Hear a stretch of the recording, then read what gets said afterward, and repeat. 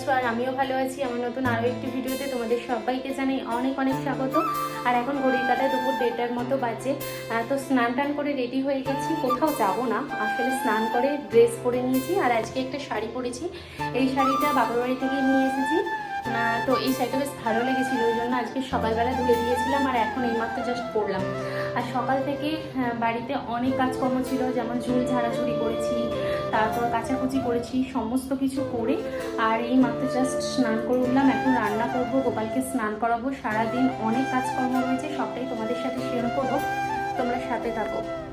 বড়রা সবসময় বলে যা হারাবে তার নাকি দ্বিগুণ পরিমাণ ফিরে আসে, সেটা হয়তো অন্য পথ দিয়ে আসে বা অন্যভাবে আসে। অহংকার করে কি হবে বলো, এই কদিনের জগতেতে আজ আছি কাল নেই। যদি অহংকারই করবার হতো তাহলে প্রত্যেকটা মানুষ তো অহংকার করেই পৃথিবীতে জিতে যেত। এই কথাগুলো প্রত্যেকটা মানুষই বোঝে, কিন্তু মানে কজন? মানে হয়তো হাতে গোনা দু একজন। যারা মানে তারা মানুষকে বোঝাতে গিয়ে নিজেই হিমশিম খেয়ে যায়, তাই হয়তো আর বোঝাতেও চায় না। নিচে চলে এসেছি আর এইদিকেতে এই যে ভাত বসিয়েছি, এখানে ডাল সিদ্ধ করতে বসিয়েছি। আর এখানে এই যে মাছ মা ভেজে পাঠিয়ে দিয়েছিল, তো মাছের আজকে ঝাল বানাবো। আর চিচিঙ্গে পাঠিয়েছে, চিচিঙ্গে দিয়ে একটুখানি মুগের ডাল বানিয়ে নেব আর বানিয়ে নেবো মাছের ঝাল। এটাই হচ্ছে আজকে দুপুরের লাঞ্চ। তো চিচিঙ্গে দিয়ে ডালটা আমি কিভাবে বানাই সেটাই আজকে তোমাদের সাথে শেয়ার করব। তো চলো চিচিঙ্গেগুলো বার করে আগে কেটে নিই।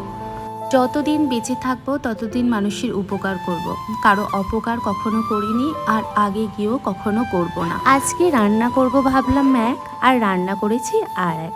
ভেবেছিলাম চিচিঙ্গে আছে, চিচিঙ্গে দিয়ে ডাল বানাবো, তাই বার করে ফেলেছিলাম। কিন্তু হঠাৎ করেই আমার মত একদম চেঞ্জ হয়েছে। ফ্রিজের মধ্যে বেগুন দেখে ইচ্ছে হলো বেগুনের কিছু একটা রেসিপি বানাই। তাই বেগুন আর দুটো ডিম দিয়ে আজকের একটা সুন্দর রেসিপি তোমাদের সাথে শেয়ার করব। আমরা মানুষরা নিত্য নতুন জিনিস পেতে বেশি পছন্দ করি, তাই নিত্য নতুন খাবার খেতেও আমরা কম বেশি প্রত্যেকেই পছন্দ করি।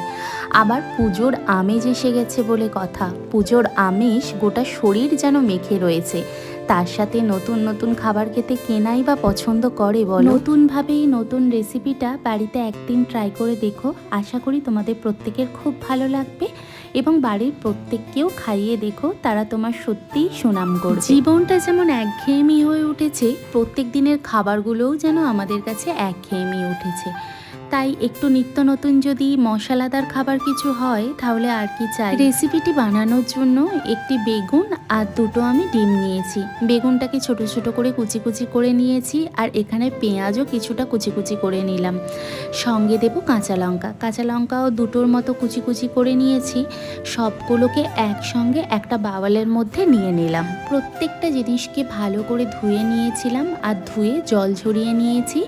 এবার এর মধ্যে আমি দেব পরিমাণ মতো লঙ্কা গুঁড়ি, আর দেব পরিমাণ মতো হলুদ গুঁড়ি, আর দেব পরিমাণ মতো নুন। এখানে দিলাম আরও একটু জিরে গুঁড়ি। জিরে গুঁড়ি যদি অ্যাভেলেবেল না থাকে দেওয়ার কোনো প্রয়োজন নেই, কিন্তু আমার কাছে যেহেতু ছিল তো সেই জন্য আমি কিছুটা পরিমাণ জিরে গুঁড়ি দিয়ে দিলাম। আমাদের বেগুন রান্না মানে বেগুন ভাজা, নয়তো করি বেগুনের তরকারি, কিন্তু এইভাবে কখনো রান্না করে খেয়ে দেখো, আশা করি ভালো লাগবে। সমস্ত কিছু মশলা দেওয়া হয়ে গেছে, এবার এটাকে আমি ভালো করে মাখবো, যেন মনে হবে শাশুড়ির উপর রাগ মেটাচ্ছি বা শ্বশুরবাড়ির বলা কথাগুলো কানে বেজে উঠছে, সেই রাগে বেগুনগুলোকে বেশ করে চটকাচ্ছি। 5 মিনিটের মতো এটাকে ভালো করে মেখে নিতে হবে। এইভাবে মেখে নিলে বেগুন থেকে জল এবং পেঁয়াজ থেকে জলও বেরিয়ে যাবে এবং এটা হালকা মোলা মোলা গোছের হয়ে যাবে, তো বেশি ভালো লাগবে। এবার এই মলার মধ্যে আমি দিয়ে দেব দুটো ডিম। তোমাদের বাড়িতে যদি অনেক লোকজন থাকে তাহলে আরও ডিম অ্যাড করতে পারো, কিন্তু যেহেতু আমি একা খাবো আর দুবেলার জন্য খাবো, সেই জন্য আমি এখানে দুটো ডিমই অ্যাড করেছি। সব কিছু দিয়ে ডিমটা দেওয়ার পর বেশ কিছুক্ষণ ধরে ভালো করে গুলিয়ে নিতে হবে। যেভাবে আমরা ডিম ফাটাই ঠিক সেইভাবে ফেটিয়ে নিতে হবে খুব সুন্দর করে।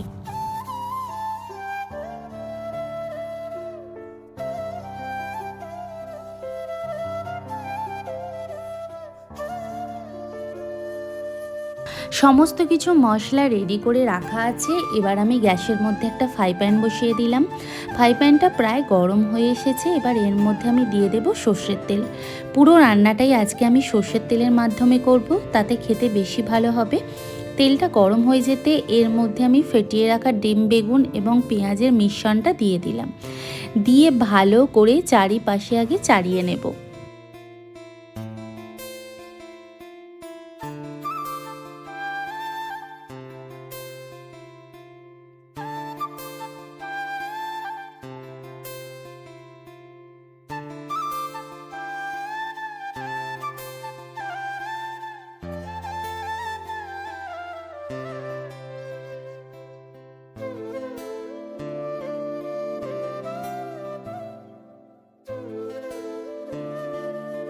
এবার লো ফ্লেমে করে ঢাকা চাপা দিয়ে দিয়ে বেশ 5 মিনিট ধরে আমি এটাকে ভেজে নিয়েছি।